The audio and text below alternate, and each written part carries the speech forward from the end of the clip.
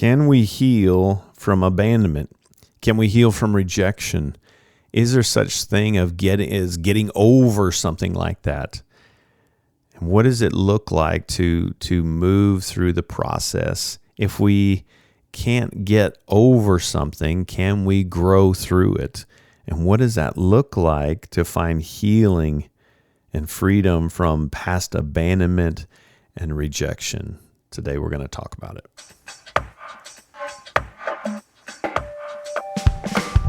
Welcome to Celebrate Recovery Official Podcast. This is a podcast that shares hope and healing to help us to walk this journey of recovery so that we can live in the newness of life, to deal with those things that make our Father sad. And we follow the Beatitudes of Celebrate Recovery in Matthew chapter 5 and the Celebrate Recovery principles that ultimately lead to facing the hurts and dealing with the hang-ups and the habits that have gotten us stuck and affected our relationships in our life. Hey, I'm a grateful believer in Jesus Christ. I struggle with drugs and alcohol and perfectionism. I'm the Global Field Director with Celebrate Recovery. Hey, welcome. So glad that you're here with us today. I'm having some sidebar conversations with some friends, and I won't give up anything that was shared in those conversations, but it got me thinking about abandonment and even rejection. And the question was asked of me over coffee is, can somebody heal from abandonment? Can they heal from that? Is it possible? And what does that look like? And so it was some good conversation. I thought, this might be a good conversation to bring to you, and maybe you have some thoughts you can send my way, and maybe we can go down a different path specifically to this. But I think it's important to kind of understand, one, abandonment, and some of you know my story, and it's even as I'm about to kind of say this out loud, it's like, man, I don't want it to come across like I'm blaming anyone. It's funny how the enemy will kind of give us shame messages about being honest and honoring about some pain points in our life. But so I'm just being transparent with you, even as I'm kind of bringing this to the conversation, I can feel that in my body, and it's like, is this going to be received right? What's the perception? And so I'm just going to trust the Holy Spirit in that, and know that maybe there's somebody that needs to hear this, and going to trust Him with that, and honor my story, God's story, His story inside of me. But when I think about the abandonment in my life, I think it's important to kind of just understand that there was this, someone kind of leaving my life and choosing with intention in some cases, many cases, never returning without giving me the support that I needed in a relationship that was important to me. Now, sometimes that's done intentionally, and I have many stepfathers, if you know my story, and it's easy to kind of say, well, they all intentionally left. Sometimes they left as a result of my mom's decision to leave them, and so they didn't have a choice. But I think it's important to note that sometimes it's physically leaving, and sometimes it's emotionally leaving. And I know that gets really, really muddy. I think the thing that I want to just tell you right out of the gate is whatever you're feeling, if you feel like it's abandonment, honor that. If it's not the right track fully by definition, that's okay. Because really definition is kind of brings up feelings of isolation or fear, insecurities. When I think about the abandonment in my life from people in my life, specifically in my family of origin growing up in dysfunction, people that were supposed to be my secure attachment, leaving me in some vulnerable places. So I learned at a very young age this feeling of isolation, this feeling of fear. And as I've mentioned prior, getting to that space of honoring that is so important. I'll talk more about that in a second. But these feelings of insecurity, feeling lonely, and that can bring up a lot of anxiety and depression. And sometimes it can even get a little bit muddied, abandonment with rejection.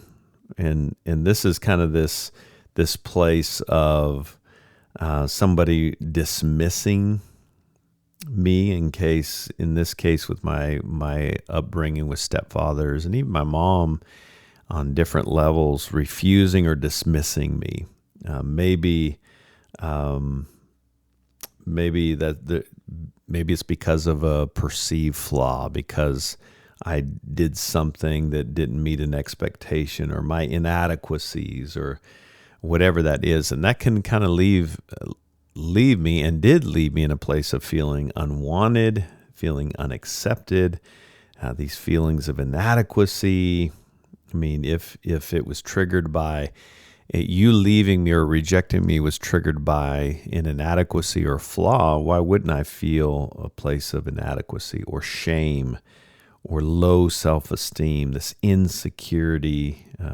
So you can see how abandonment and rejection kind of mesh together.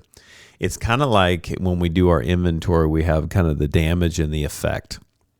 And sometimes we can get, well, is this really damage, or is it effect? And again, with this conversation, much like we say with the inventory, don't get hung up in which column is this supposed to fall into. Because if you're like me, we can get frozen, and I don't know, and if I can't do it just perfect, perfectionism comes out in that, then maybe I just won't do it at all. So I think in that same vein, just get it out on paper. And I think as we're kind of leaning into our abandonment / rejection, knowing they're a little bit different flavors, they're kind of two sides of the same coin.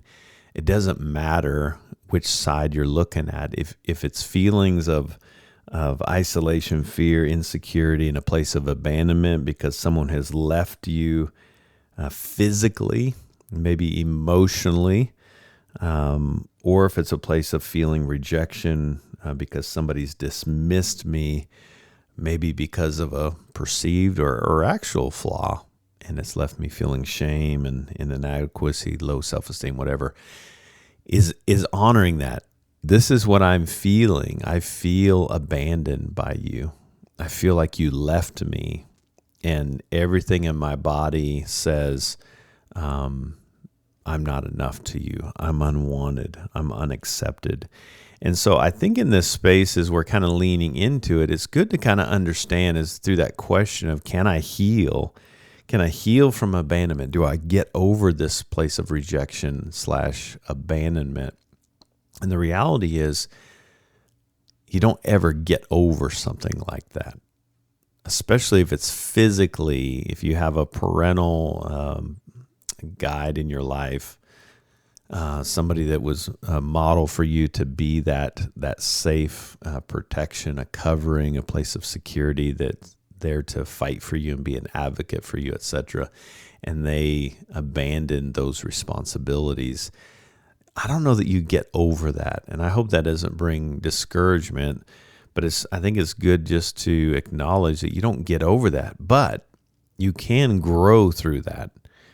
And so through that question of, how do you get over that? Well, you can't. How do you grow through that? Okay, now we're in a different conversation. Is understanding that I have to acknowledge and be honest and accept what happened. And here's what happens. I've said this before, but it's worth repeating. Sometimes we don't say and acknowledge because we're afraid that we're dishonoring that person. Maybe there was a place of abandonment or rejection, and we have reconciled with that person, but we're still dealing with the aftermath of that, and it's painful. And I don't know what to do with this, and I don't want to bring this up because it might hurt you. I think one of the barriers, as I was sharing with some friends this morning, I think one of the barriers to healing and growing through something like abandonment and rejection is the trying to dismiss it in our own heart. Or a better way of saying that is to minimize it in our heart. And so we'll say, well, in my case, my stepfathers had a lot of dysfunction in their own ways, but just like I have dysfunction today, but they had their dysfunction, and it's easy for me to know and think about their stories and their own brokenness and say, well, they did the best they could. My mom had her dysfunction. I love my mom. My mom has been gone since 2009 now. I love her, but she had some dysfunction, and that's not a shaming statement. It's just honest. And learning how to hold that space. For too long, I was afraid of acknowledging pain because I didn't want to dishonor her. A good part of my recovery process came in the middle of her being sick, and then her passing, and then I'm recovering and still poking at some wound points from abandonment and rejection in my life. It was hard for me to get honest because I was afraid that I was dishonoring her. So what do? I minimize it, or I dismiss it.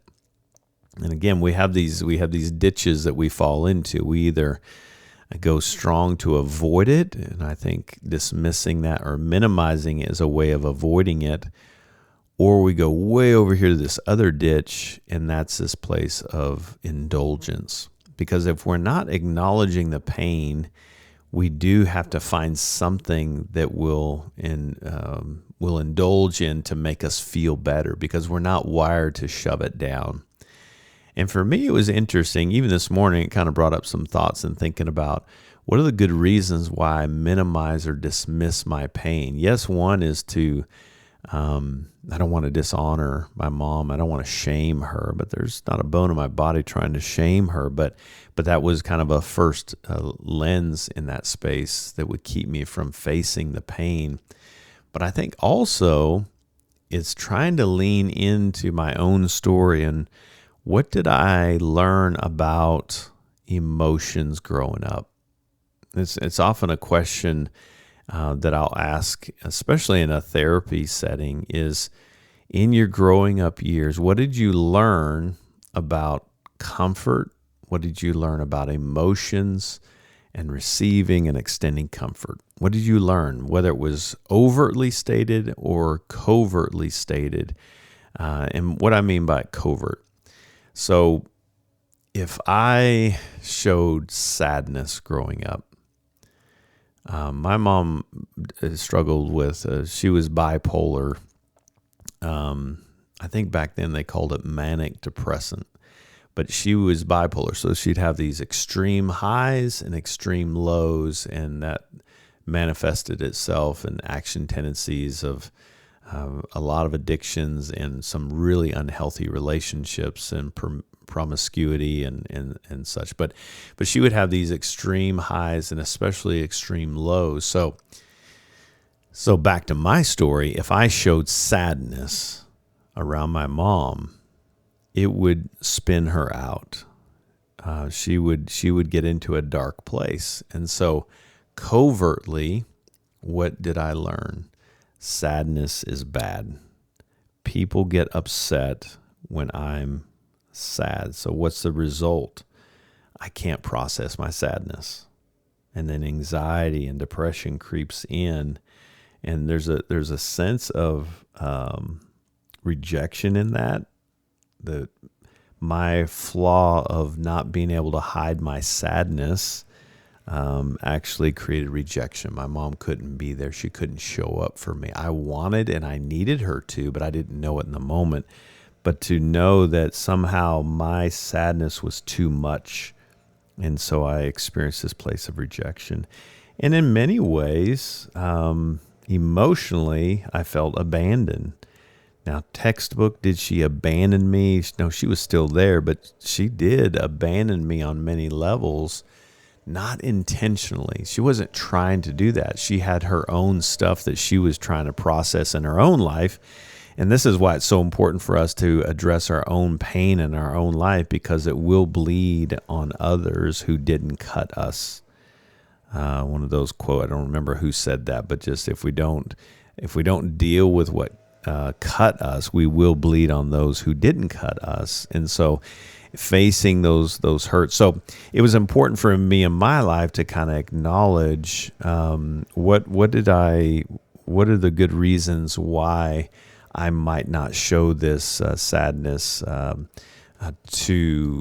to my mom, and why might I not face and honor this pain in my life. And so I want to chew on that. I want to come back in a second. I want to finish this conversation, but that thought of leaning into my family of origin, when we come back, we'll kind of continue that a little bit more of how do we grow through those pain points, specifically to abandonment and rejection. Stick with me. I'll be right back. Hey friends, if you're looking for an additional meeting, we would absolutely love for you to join us for our global online open share group every Wednesday at noon Pacific, 3 p.m. Eastern Time. All you got to do is go to celebraterecovery.com and find the link, and you can join us and have a safe space to process your hurts, hangups, and habits, some victories or struggles that are happening throughout the week. Go to celebraterecovery.com for more information and join us on our Wednesday online open share meeting. Welcome back.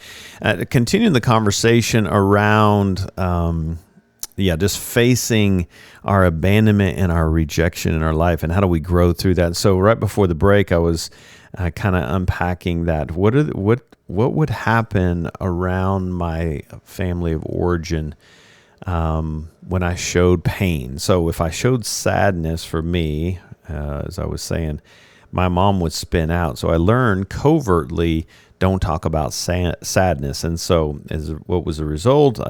People get upset. And so I just kind of shove it down. And then that's where anxiety would come into my life, depression. And so I kind of stuff that sadness. And so when I'm talking about answering that question, how can I heal from my abandonment? It's growing through that process is I have to acknowledge and accept that.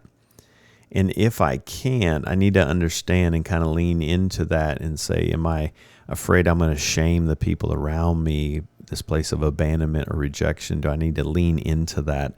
And so sadness was one. Another one, anger. If I showed anger, what would happen around me? People would get upset. They would fire back, and it was like, this is not safe. I can't show any anger. Fear was another one, and I talked about this on a prior podcast, but this reminder that some of these emotions that we're feeling conflict with our beliefs. And so it's trying to understand that we aren't wired to shove down our emotions. And so growing through the abandonment and the rejection is organizing that and honoring that pain. And so I don't know what you would, if you're leaning into that, you have this place of anxiety, maybe you have some depression, maybe you have some of these feelings of insecurity and fear and some loneliness. And you're trying to understand, is this a place of abandonment? Who are the people in my life that should have been there for me that weren't there for me? And trying to honor that.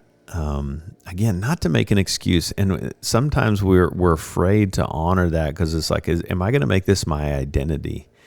And I think it's so important to note that we are acknowledging this and honoring it, not so that we can justify our own actions and behavior moving forward. We need to understand why we do what we do and honor that, but to ultimately change it. I don't like that I shove my sadness down, and that I would shove that down in any of these emotions that were coming up for me because of some deep wounds from my stepfather, my father, my mother. Being able to honor the good reasons why I go away, which ultimately took me to some numbing agents substances and mentally, emotionally, physically that I would put in my body to try to numb out, to find comfort, because I couldn't find comfort in relationships, especially with the Father. As I kind of connected the dots, if my earthly father, stepfather, mother would do this, why wouldn't God do this? And so that's a whole nother conversation. But so because I couldn't process it and I just shoved it down, I had to go find ways to do this. And this is not, I think it's so important to say this too, that sometimes this is not a conscious thing that we're doing. It just, we kind of fall into this, and there's a high cost to avoiding that. And so that's a great question to ask ourselves. If you showed specific emotions growing up, were they welcomed? And if they weren't, try to lean into that. What would you experience, and what would you do with that? Where would you go find comfort? Because abandonment and rejection from the closest people in our life, especially growing up, send a message to me, back to that thought of not just what happened, but what do I think about what happened? It would tell me that if my closest people in my life would reject me or abandon me, that means I got nobody, and I'm on my own, and I got to figure this out, to do this on my own.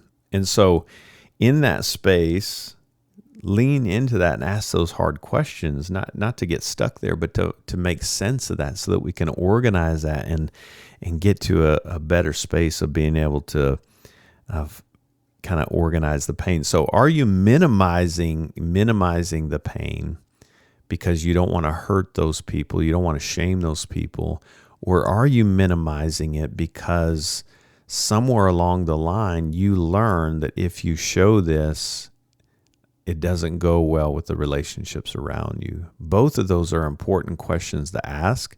Again, not to point blame, but to understand the damage and the effects so that we can ultimately learn how to kind of slow down. So as I'm going back to that question, how can you grow through your past abandonment or rejection? I think I have to accept that. I have to accept what happened and let that into the room. And in that space, can I kind of hold myself in that space, that hurt past self that wasn't caught, that past self that was left alone in his sadness? And I know that can kind of feel a little bit weird and a little bit clunky, and that's okay if it does. Just kind of stay curious with it. Can I allow myself to just take that in? What was that like for that little boy or that little girl to feel dismissed, to be,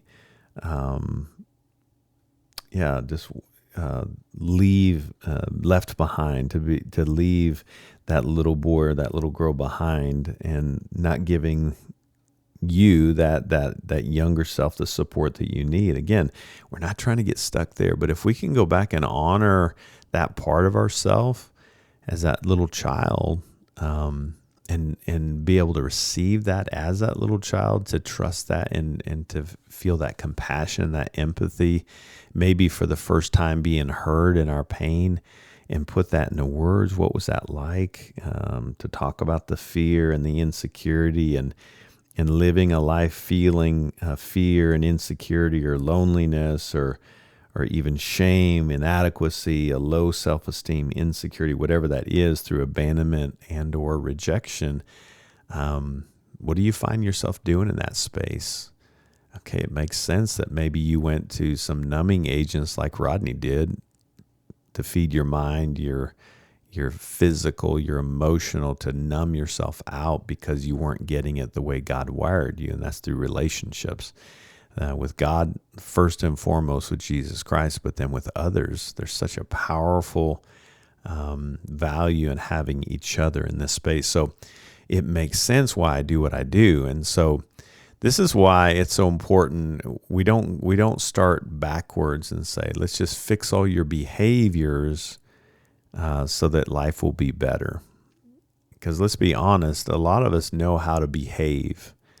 maybe only for a small window, maybe for a few minutes. I don't know, but we know how to behave. We know how to kind of white knuckle our way through that behaving. But the true transformation comes in acknowledging, accepting the pain, putting it into words, inviting it into the room. That's the thing. If we have this fear that if we let those emotions in, they're going to kill us. They're going to hurt us. And I've said this before, we get to that place, if I start crying, I'll never stop. Physiologically, you cannot possibly cry nonstop. It's impossible. But it makes sense why you feel that. So if I let these emotions in, they're going to hurt me. The reality is stuffing them and not honoring them is hurting you much, much worse. And it will get even worse the longer we hold on to that. As I've said before, it's like hunting us down like a pack of wolves. If we avoid and run from it, it will hunt us down. So if we avoid, we'll end up in the other ditch of indulgence, and we're in this kind of numbing agent space. So how can I honor that and lean into that to invite those emotions in? And here's one of the things that gets tricky with this, especially when we're dealing with some hard pain points. We start feeling a lot of different things. So we may be feeling sad one day, and this is where it kind of conflicts with our beliefs. Well, aren't we supposed to be joyful and rejoice in all things always, right? So that can be perceived as, well, we were supposed to just not be sad. No, it's in our sadness, bringing it out, speaking it out loud, because Jesus loves you that much. He wants to talk about those things that are stuck inside of you so that they don't stay there, so that you can move forward in a healthy way, so that you can rejoice in the midst of pain and be glad in all things, in the midst of your sadness, your fear, even things that can bring up anger, so that you don't become a slave to that. So honoring that and inviting in the space, because if we don't do that, it's gonna get stuck. And so as new emotions come up, today I'm feeling happy. Oh, I shouldn't feel happy. I'm dealing with some really hard things. If you feel happy, honor that. Today I feel happy, and let that play all the way out. Today I feel sad. As someone once said, that if 100 tears need to be shed, 50 just won't do. Let sadness play all the way out. Put it into words. Invite somebody into that. This is what I'm feeling, and this is what I'm believing about what happened that's causing me to feel this way. And is it right? Is it right thinking? I don't know, but I just need to be honest about where I am. And that's the value of other close relationships. I can say, it makes sense why you believe that and think that. But can I offer a new narrative as I've been caught in that sadness or anger or whatever I'm feeling? Then we can get to the real truth. And that's why God's word is so important, and people speaking that truth. Sometimes we get it backwards. Well, you shouldn't feel that. You shouldn't be afraid. There's nothing to be afraid of. Can you imagine saying that to a little kid that comes in your room, as a parent, and says, "Daddy, I'm scared. There's a boogeyman in my closet." And if you say, that's the most ridiculous thing, go get back in bed. That's ridiculous. That's so stupid. Get in bed. Can you just feel that in your body, and what that little kid would be feeling, that place of rejection, kind of dismissed? Well, if you're feeling this, you must be flawed.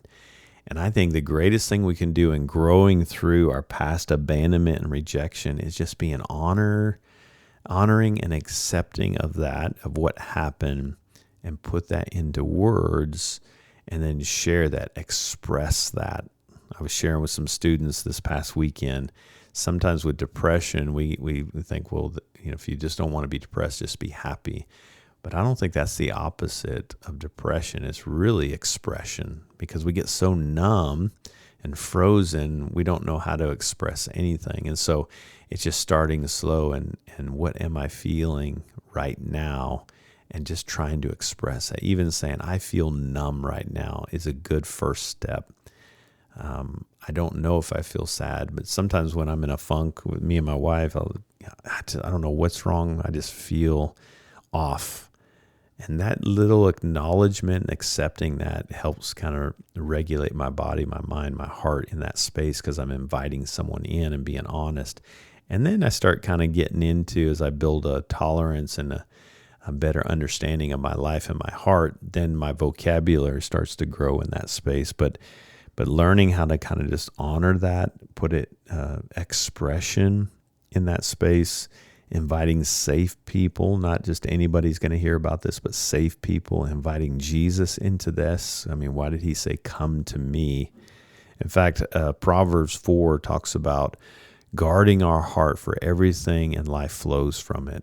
Sometimes that word guard can feel like just put a barbed wire around your heart and don't let any of those emotions come out. Don't let anybody see this. Just guard it. But the reality is that's more of, if you look at the true meaning of that, it's really more of a tend to my heart. Tend to my heart, attentiveness to my heart. Can I show kindness and compassion to my heart in this space? And this is what I'm feeling, and at least being curious, even if I don't have the words, to kind of slow down. Where am I feeling that pain in my body? And what are the words that I could put to that? And who could I invite into that? Because here's the thing, Jesus will never leave you nor forsake you. And so though the relationships around you may have experienced abandonment and rejection, as I have in my life, Jesus is always going to be there for you, that he will never leave you. He will never forsake you, as the scripture says. He will never abandon you. No matter if you do have some inadequacies, which we do, he's not going to reject you or dismiss you because of your inadequacies. In fact, it's because of our inadequacies that he died on the cross. And that's our first and foremost in relationship that we want. But in order to have a richer experience with him and a relationship with him, I need to be honest about the other relationships, the others on this planet that may have distorted my understanding of what healthy relationships are as a whole. And so, can we get over abandonment and rejection? No. Can we grow through that? Most definitely. But we just have to invite Jesus. We have to invite others into that, but we have to accept and honor that pain and understand the good reasons why we may not allow ourselves to feel and to put into words some of those emotions that have gotten us stuck for so long. So, quick conversation. Hopefully this is helpful. I felt like I may have talked in circles a couple times, but hopefully there was made some sense out of that conversation. That brings some hope. But if there's some thoughts that you have, I always love to hear from you. If there's a specific angle, please feel free to email me, roholmstrom@fellowshipnwa.org. I'd love to hear from you. Maybe there's other topics that you want to hear about, but so grateful for you jumping into this conversation with me today. Well, I hope this has been beneficial for you. Our goal here is just to bring some encouragement and maybe help guide you on the path of healing. And if you're dealing with some abandonment, maybe some rejection in your life, just know you're not alone. Number one, you got Jesus, who loves you more than anything, more than you realize. And there is a safe community in Celebrate Recovery that would love to come alongside you in this space. If you'd like to find a group near you, as always, please go to celebraterecovery.com and you can search on that, find a group, and find a group near you and join us in this movement we call recovery. Hey, thanks so much for being with us today. I hope you'll join us next time. Until then, God bless.